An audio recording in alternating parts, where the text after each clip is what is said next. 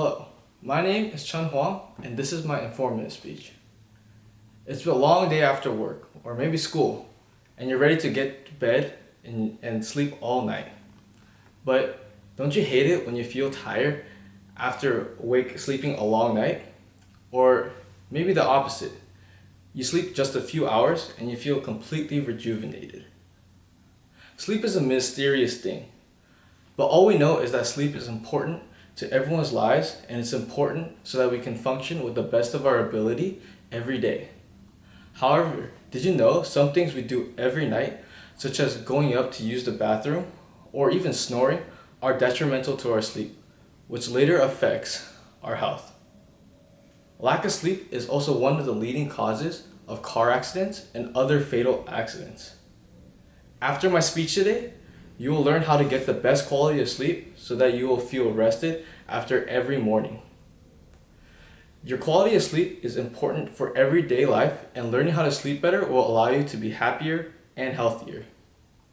First, I'm going to talk about some things we can do to improve before you go to sleep. To get the best quality of sleep, we need to prepare for our sleep throughout our day. Starting from the morning, the first thing we should do is immediately have exposure to outside light. Healthguide.com explains to us that when it's dark, our body is able to produce more melatonin, but when we sit in a lit room all day, then our body isn't able to produce melatonin until we turn the lights off to go to sleep. Having exposure to outside light allows for our body to distinguish when it is light and when it is dark, so we are able to produce melatonin a lot easier.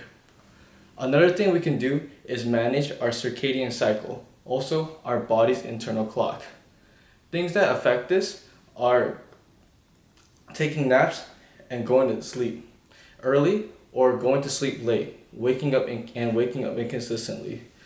Having a fix on this allows for our bodies to be able to know when we should be feeling tired, which allows for a better quality of sleep.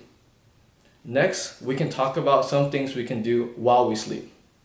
Something most people don't realize is that when you go to use the bathroom during the middle of the night, it affects your quality of sleep.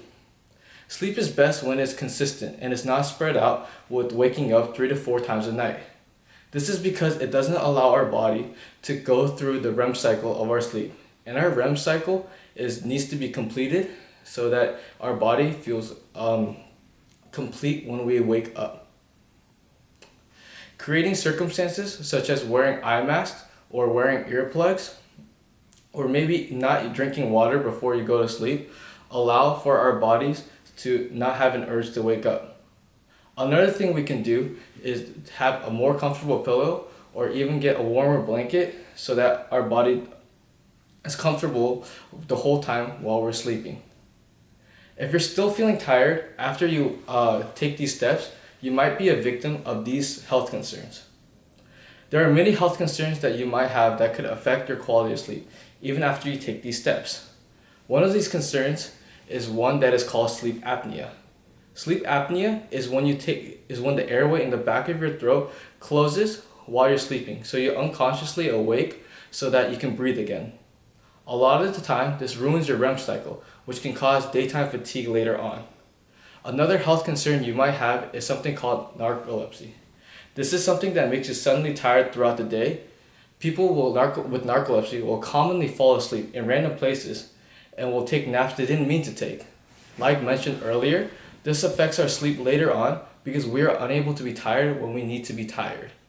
If you're having these concerns, it is best to go see a doctor to see what you can do to fix these concerns. Now, let's review what we just learned. What I shared today was the importance of sleep and how we can better improve our quality of sleep. Sleep is important in our everyday lives, and it allows for us to feel better as we go throughout each day.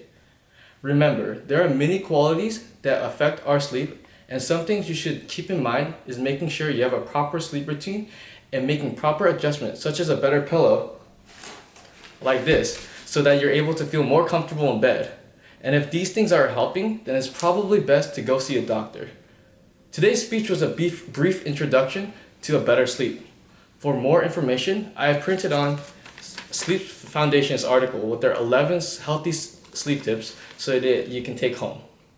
Sleep is everyone's favorite activity, so why not try your best to do it properly?